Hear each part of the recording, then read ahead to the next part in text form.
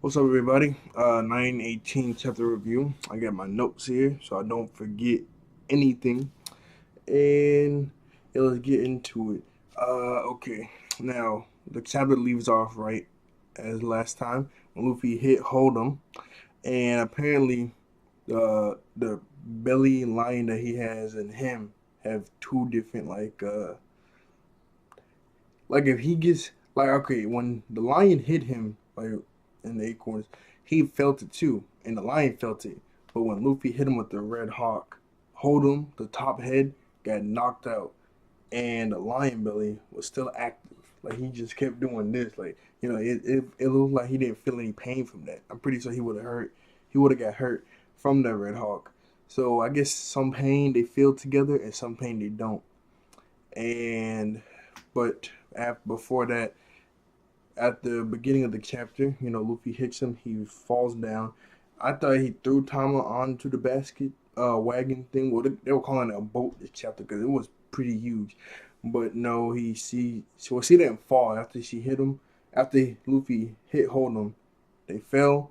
He grabs Tama and starts running. And then a basket that Zoro and Long Leg Lady on is like super far away because as soon as they Zoro said go, and the dog said they bolting. So Luffy grabs Tama and they start running. And they see Luffy sees Master Speed. He only sees the back of it, and he jumps on her. And she's like, "What are you doing?" Like, he was like, "Go, horsey," and then he was like, "Hey, give her your Tama ball." So she pulls it out. Luffy, oh no, she does it. She feeds it to Master Speed, and then she starts smiling and starts bolting off. Luffy like follow that wagon, and then I was kind of confused. I was like, why is this working? And Tama was like, why is this working too? She's like technically human, and then he was like, well, she's part horse technically since she ate the smile fruit, and it looks like she's always part horse, so she gotta do what we says, right? And then it was like a little brief moment where Toma started crying because she was seeing how much Luffy is like Ace after it was when he hit Hold'em with the fire attack, and she saw like Ace and Luffy, and she started crying a bit. And then we cut away to the alleyway that Law and Hawkins was in, and Hawkins still couldn't figure out who this is.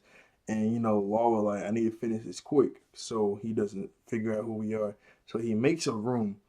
I still don't think like you can like see the room, but he could like feel the pressure of the room forming around. And he saw Law do this, and Hawkins started thinking he see him go, hmm, and he was like that power. It has to be, and then Law comes around and he cuts Hawkins, and Hawkins directs the attack to one of his lackeys in the right beside him. So even though he cut him, nothing happened. Well, he tried to block with his hay blade, but I think he missed. So that's why one of his subordinates got cut in half. And they freaking out because they never seen his power before. And he was about to go for another attack, and then it's like a speech bubble. He was like, "Okay, Zoro knows the plan. He knows that if you cause any problems, Jack is gonna come out, especially if you fight Holden. So he knows not to do anything dumb. He knows not to do anything dumb. So I hope nothing bad happens." So he goes for another cut, but Hawkins blocks him, and it's like a little struggle like this and that, and uh, oh no, before that, Hawkins knocks off that wood basket he had over his head because he was like, "You're not fooling no one, boy. You're Law," and he was, "Oh, you got me, whatever. I'm gonna take you down." But why? And then they do the class. My bad. I'm getting out of focus. Then they do a class, and while they're classing, his transponder snail Hawkins goes off, and some dude like Master Hawkins, we Hold'em been defeated. The whole city's on fire. It's mass chaos, but luckily we have been able to connect with Jack, and we told him what's going on. So Jack knows what's going on, but and Hawk and Law hears this too, and he was like, "Darn it, man! Like, oh man, we gotta go. We really gotta go now." But that big boat that came, the big, not the boat. the big crate of food that the dog was pulling that Rose on. Log hops on that, like because it comes right through the alleyway at the end. So Hawkins got to step back, before he gets hit, and Log just hops on that, deactivates the room, and he just yelling at Zoro like, "What are you doing, man? Like, come on now! You knew the plan. Now Jack is on the way, and we ain't gonna deal with Jack, cause no, I'm not dealing with Jack." But really, Log could just make a room and cut him, and that's it, and deactivate it, and he's dead. Unless Jack got that speed, which I probably think he does, unless he goes like mammoth form and he goes over the room, but then Law can still cut his feet, and then you ain't got no feet. So anyway, they go all the way back to I forget what the town name was called, but the poor town. They go all the way back there. They give the food to them, and Luffy was like, we're paying them for this. We're paying Tama for the food she gave me with all this food for her and for all the citizens.